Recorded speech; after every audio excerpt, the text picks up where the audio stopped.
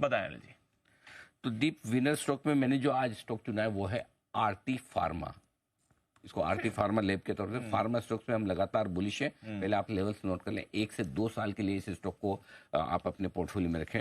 जीत कर आपको मेडल्स देने की कोशिश करेगा। 800, 950 और 1100 रुपए के टारगेट के लिए आपको करनी है खरीदारी।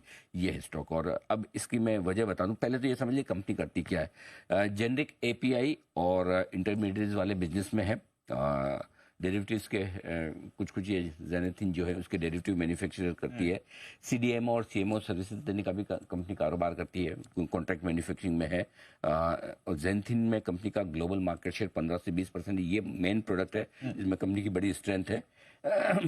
कंपनी में लगातार एफआईएस की थोड़ी सी स्टेक बढ़ने का सिलसिला चल रहा है। 10% से नीचे जो स्टेक थी जून में घरेलू फंड्स का, वो 11.5% के आसपास हो चुका है। ये आपके लिए अब क्यों हमें पसंद है। मैनेजमेंट की तरफ से जो गाइडेंस आया है इस कंपनी को लेकर वो बेहद मजबूत है। इसमें कोई डाउट ही नहीं है। इसके अलावा वित्त वर्ष 2025 में हम उम्मीद करें कि जो इनका लक्ष्य आय का सीडीएमओ और सीएमओ बिजनेस से वो 25 से 30% की ग्रोथ का लक्ष्य लेकर ये चल रहे हैं। और 25 से 30% कैपेसिटी एक्सपांशन पे भी काम चल रहा है, यानी कि और कैपेक्स कर रहे हैं जिससे फ्यूचर ग्रोथ भी इनकी आगे मेंटेन रहे। Value added services, value added products और हाई मार्जिन प्रोडक्ट्स पर कंपनी का फोकस है, जिसका फायदा भी कंपनी को मिलने की तैयारी है। तो ये फार्मा स्पेस का स्टॉक है, अंडर ओन्ड है।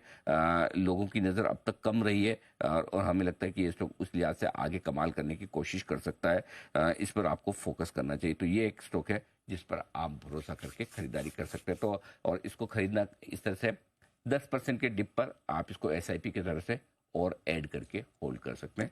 आरती फार्मा। आरती फार्मा, चलिए ध्यान रहे आरती के 3 स्टॉक हैं। आरती लिमिटेड, आरती इंडस्ट्रीज है, आरती ड्रग्स है और आरती फार्मा। तो आपको आरती फार्मा सोचने में पता चला आपने कोई दूसरा ले लिया। हाँ, आरती इंडस्ट्रीज केमिकल वाला है। आरती ड्रग्स नेचुरली फार्मा का है, लेकिन ये वाला अलग बिजनेस है, वो बिजनेस अलग है, ये ध्यान में रखें। चलिए सर, ध्यान रखेंगे।